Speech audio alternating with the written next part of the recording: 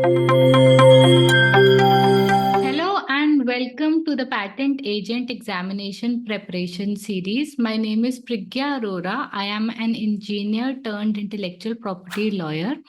In the last video, we studied about patent anticipation, and in this video, we'll specifically study pre-grant opposition and post-grant oppositions. So this session would be mainly related to opposition, and let's dive deep into the sections.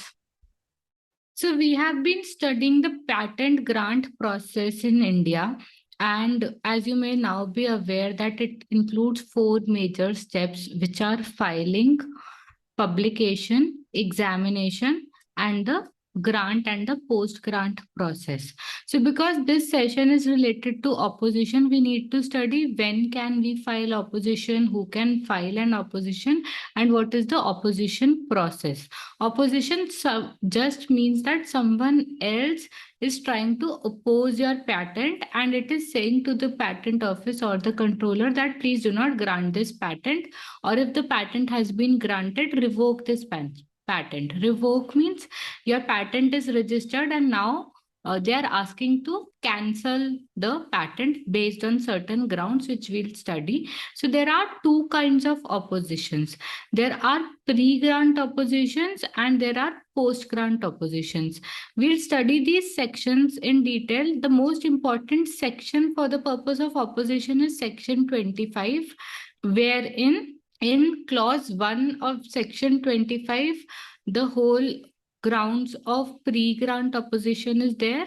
In section 2 of section 25, post-grant opposition is mentioned. So we'll start with understanding basics of patent oppositions and then we'll go through the section so that you have absolute clarity. So see, this is the patent grant process and we need to be sure of when we can file the patent opposition. So you need to remember pre-grant opposition because it's pre-grant. Grant of patent has not taken a place yet. So pre-grant opposition is always filed within date of publication and date of grant. So anytime between date of publication and date of grant, a pre-grant opposition is filed. Now, when do we file a post-grant opposition?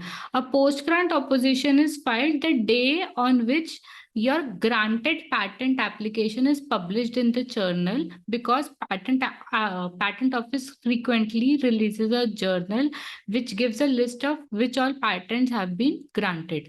So when that publication of grant of your application happens, then within 1 year of that grant, you can file a post-grant opposition. Post-grant opposition is filed after a patent has been granted because the name only suggests that it is a post-grant opposition.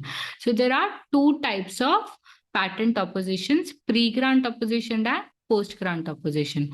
So to clarify it more deeply, let's go through these provisions, which says 25(1), which is specifically related to pre-grant opposition. It says where an application for a patent has been published, but the patent has not been granted. So the application is published and the patent has not been granted. Then any person may, in writing, represent by way of opposition to the controller against grant of patent on the ground. So what it is written represent by way of opposition to the controller against the grant of patent. That means you can oppose the patent. Who can file a pre-grant opposition? Any person may. So that means any person can go against you and file a pre-grant opposition based on grounds which are mentioned here, which are grounds A to K.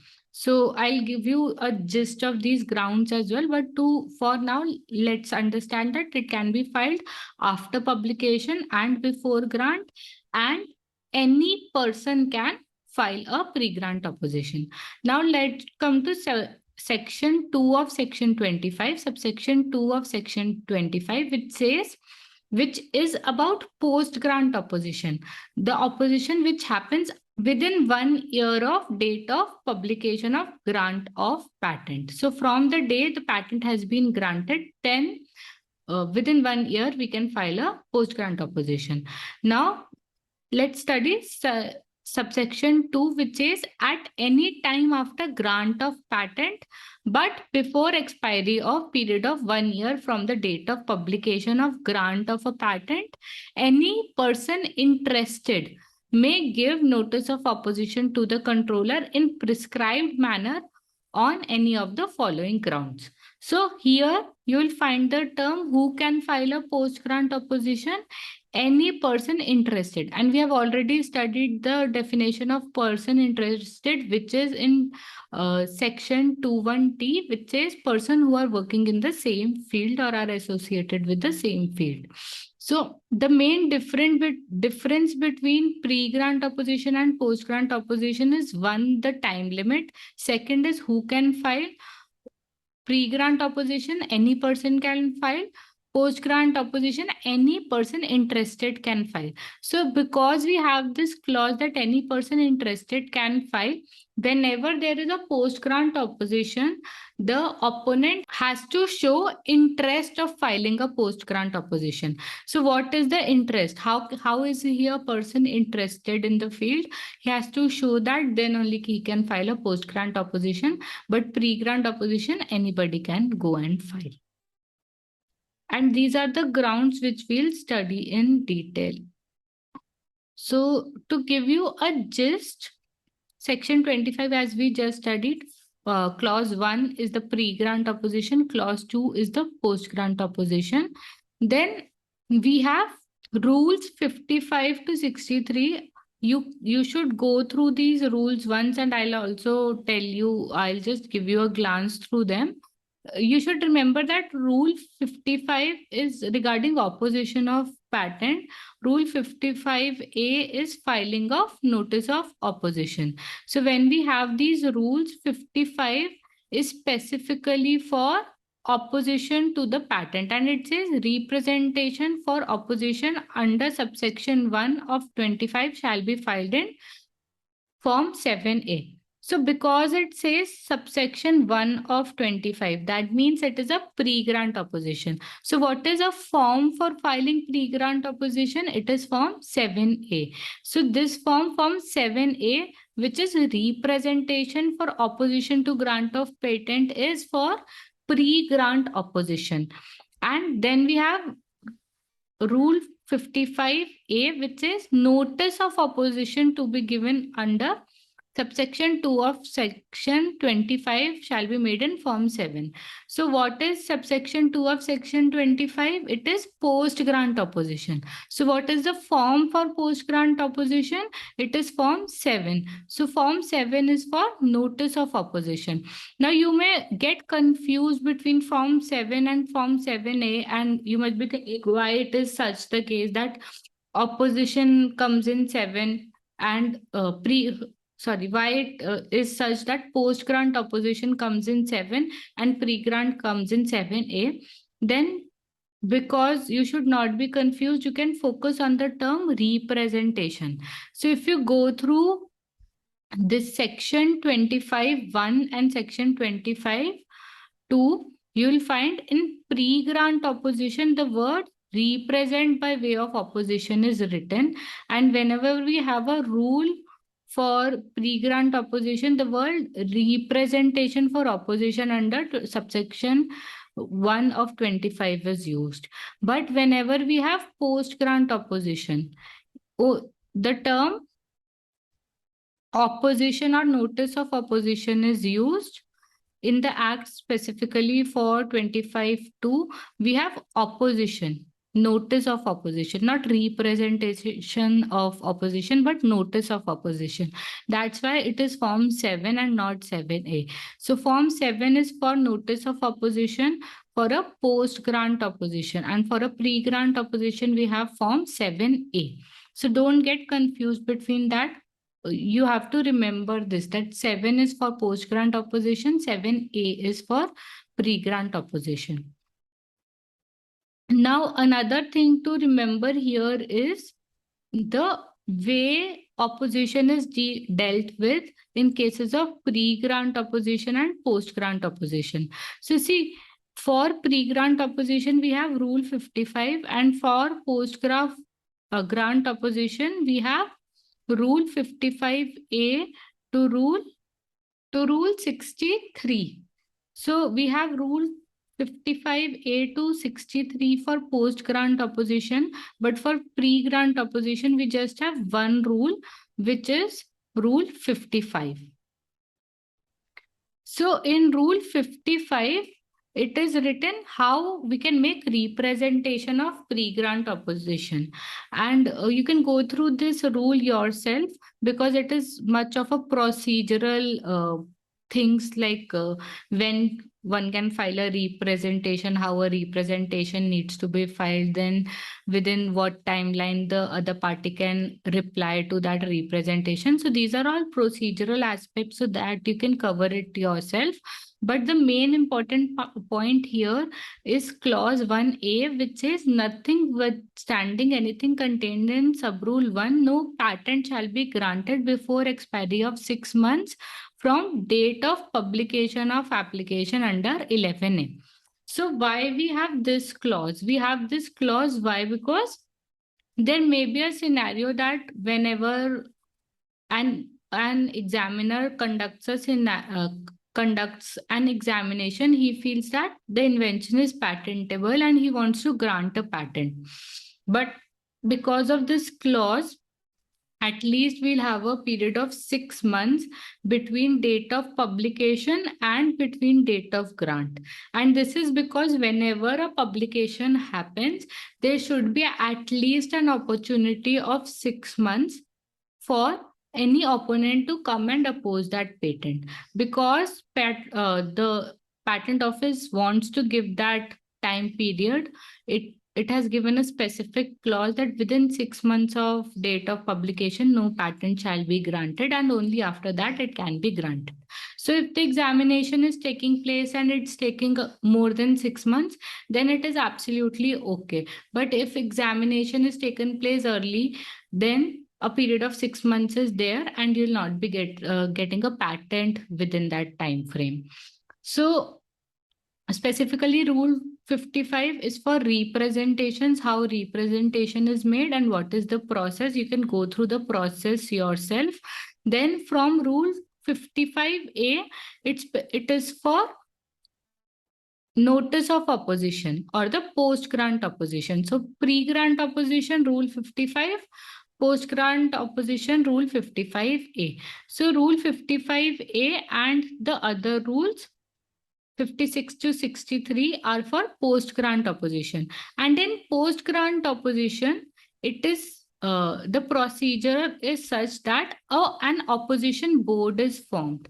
And where it is written an opposition board will be formed, it is written in section 25(3) only. So whenever we study section 25, subclause 1 is for pre-grant opposition, subclause 2 is for post-grant opposition, and subclause 3 is specifically for how an opposition board would be formed and what would be the process. So section 3, subclause 3 specifically states that a controller will constitute a board of opposition.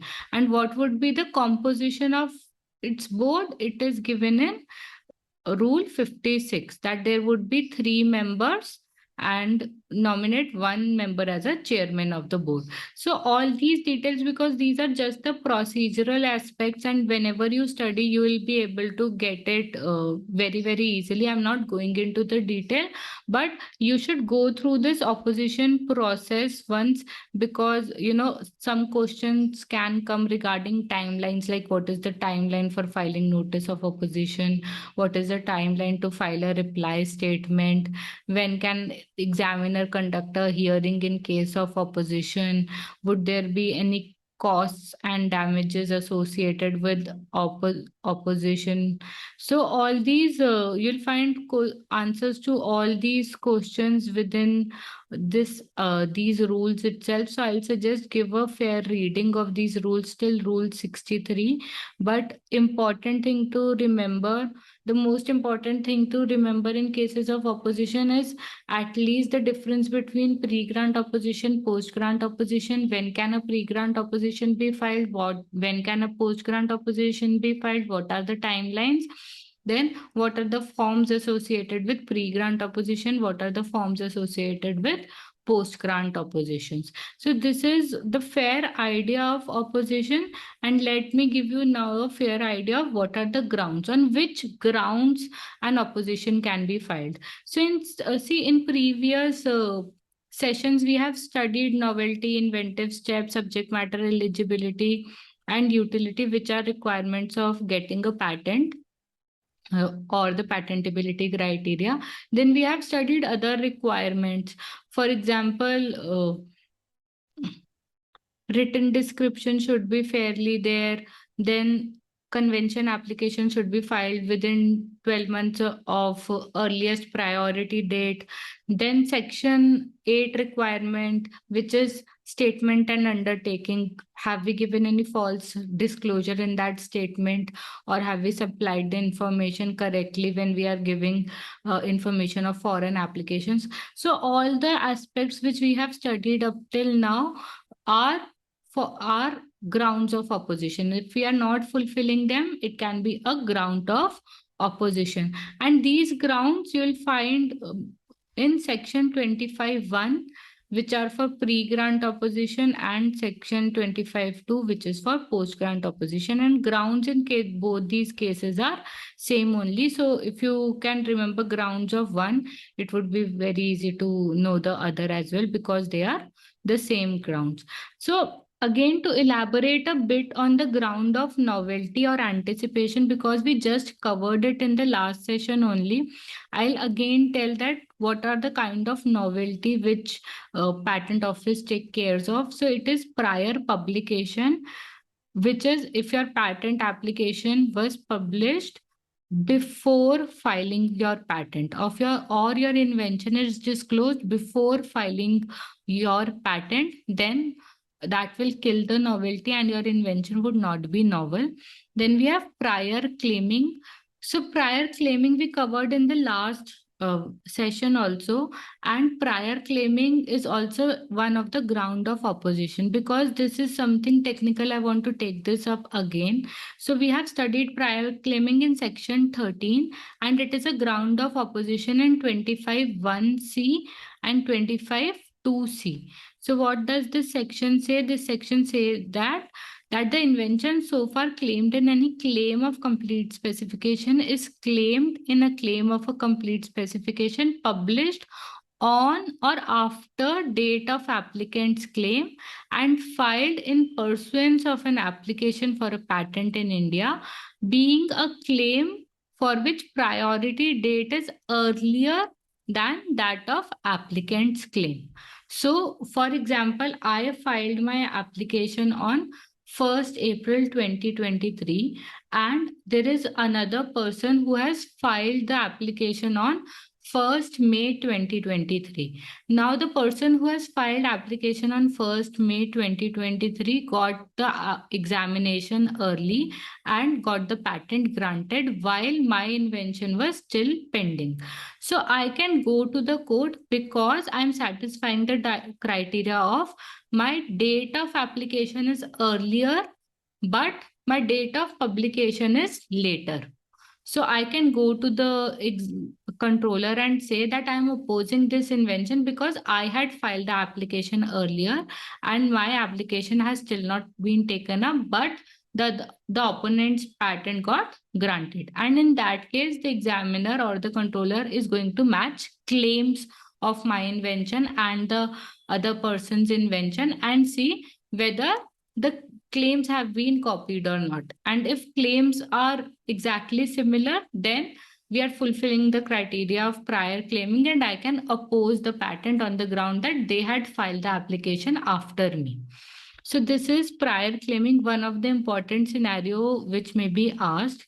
Then section A is related to prior public like wrongful obtainment. Then B is related to prior publication. C, as I just told, is related to prior claiming. Then we have prior public knowledge. Then we have traditional knowledge. And these grounds are also very simple, like in 25E, 1E and 2E, it's lack of inventive step. Then we have lack of patentable subject matter if we are not fulfilling conditions under section 3 and 4. Then we have insufficient disclosure, failure to disclose or falsely disclose information or regarding foreign applications. Then we have convention application is time barred, which is like convention application has to be filed within 12 months of the priority date. And then if the complete specification fails to disclose or wrongly mention source of geographical origin of biological material used for the invention, which was a requirement under section 10. So what all we have studied up till now, if we are not fulfilling, it becomes ground of opposition. And similarly, we have grounds for revocation as well, that we'll cover when we'll study revocation.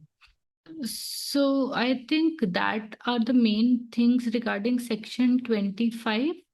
You can go through this section once and just give, I'll now just give you a glimpse of section 26, because that also comes with opposition. So whenever there is an opposition proceeding under this act and the controller is of the opinion that the invention so far claimed in any claim of the complete specification was obtained from the opponent in a manner set out in clause A, which is wrongfully obtained. So whenever the controller is of the opinion that the invention was wrongfully obtained by the person XYZ, then what controller will do? The controller will amend the name of opponent. So for example, there is a person XYZ and there is me, Priggya, and in my patent application, the controller in this opposition proceeding find out that I was not the inventor, but XYZ is the inventor or the applicant. Then instead of revoking my patent or cancelling my patent, the controller will grant the patent in the name of XYZ. So similarly, we have clause B, which says a part of an invention described in complete specification was so obtained from the opponent, he may pass an order requiring specification may be amended by exclusion of that part of the invention. So for example, he has taken a part of my application, or I have taken a part of his application. Then the controller will exclude that part and give the patent. So instead of revoking the whole patent, the controller will exclude the part which is taken up by somebody else. Then we have clause 2. So clause 1 was for granted patent and clause 2 is for patent application. Why? Because it is written set out in clause A of subsection 2, and subsection 2 is for post-grant opposition and subsection 1 is for pre-grant opposition. So subclause 1 was regarding post-grant opposition. Then we have subclause 2, which is regarding pre-grant opposition. So in case there is a pre-grant opposition and controller finds out that the invention was wrongfully obtained by the person XYZ. So whenever it was wrongfully obtained by the person from the person XYZ, XYZ person will raise a claim against me. For example, I am the applicant and XYZ person is the opponent. So XYZ person will raise a claim against me, and if controller finds out that yes, I have wrongfully obtained the invention for him, then my invention will become opponent's invention. So XYZ would be proceeding further with the application. But because XYZ is pursuing the application further, that doesn't mean that the priority dates will shift. That will not shift. Priority dates will be considered as the dates of the original application which was filed, but for all other purposes, it would be considered as it is the application of the opponent only. That's why it is written relating to priority dates of the complete specification on the date on which corresponding documents was deemed to have been filed by the patentee in the earlier application. But for all other purposes, the application of opponent shall be proceeded with as an application for a patent under this act. So for all other purposes, it is applicants or the opponent's new opponent's application. But for the purpose of priority date, the earlier priority dates would be taken up. So I think this was mostly about opposition. Just to give you an idea, section 25, 26 are important. When we can file a pre-grant opposition, when we can file a post-grant opposition, who can file a pre-grant opposition, who can file a post-grant opposition, that is important. The word representation under pre-grant opposition is important, and under post-grant opposition board is important. So these are some important aspects.